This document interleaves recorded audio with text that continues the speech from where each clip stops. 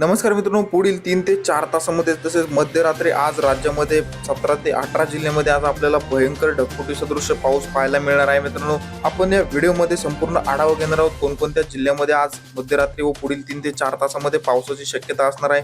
तत्पूर्वी तुम्हाला एक विनंती आहे मित्रांनो, तुम्ही व्हिडिओ पाहताय परंतु चॅनलला सबस्क्राईब करत नाही, चॅनलला आताच सबस्क्राईब करा व व्हिडिओला लाईक देखील करा. तर मित्रांनो, पुढील 3-4 तासामध्ये तसेच आज मध्यरात्री आपल्याला पश्चिम महाराष्ट्रामध्ये पावसाचा जोर पाहायला मिळतोय. सांगली, सातारा, कोल्हापूर या जिल्ह्यामध्ये आपल्याला आज मुसळधार स्वरूपाच्या पावसाची शक्यता पुढील 3 ते 4 तासामध्ये पाहायला मिळते.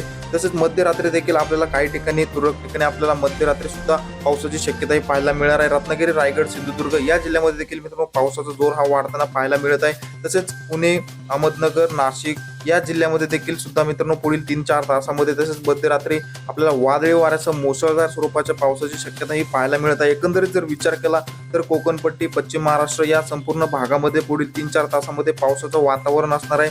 तर मध्यरात्री सुद्धा या ठिकाणी मुसळधार स्वरूपाचा पाऊस हा पश्चिम महाराष्ट्रामध्ये आपल्याला पाहायला मिळत आहे. तसेच मराठवाड्यामध्ये देखील मित्रांनो लातूर, नांदेड, बीड, धाराशिव, छत्रपती संभाजीनगर, जालना या भागामध्ये आपल्याला या जिल्ह्यामध्ये मराठवाड्यातील सुद्धा आपल्याला पुढील 3 ते 4 तासामध्ये व मध्यरात्री आपल्याला मुसळधार स्वरूपाचा पाऊस हा विजांच्या कडकडाटासह पाहायला मिळत आहे.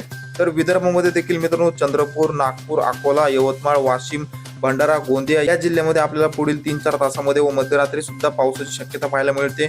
तर चंद्रपूर जिल्ह्यामध्ये मित्रांनो पावसाचा जोर हा अधिक प्रमाणात आपल्याला पाहायला मिळत आहे. एकंदरीत जर संपूर्ण राज्याचा जर विचार केला तर या ठिकाणी पुढील 3 ते 4 तासामध्ये व आज मध्यरात्री सांगली, सातारा, कोल्हापूर तसेच सोलापूर, पुणे, रत्नागिरी, रायगड, सिंधुदुर्ग, नाशिक, जळगाव, छत्रपती संभाजीनगर तसेच नांदेड, बीड, लातूर, धाराशिव या भागामध्ये आपल्याला या जिल्ह्यांमध्ये पुढील 4 तासामध्ये व मध्यरात्री पावसाची शक्यताही पाहायला मिळत आहे.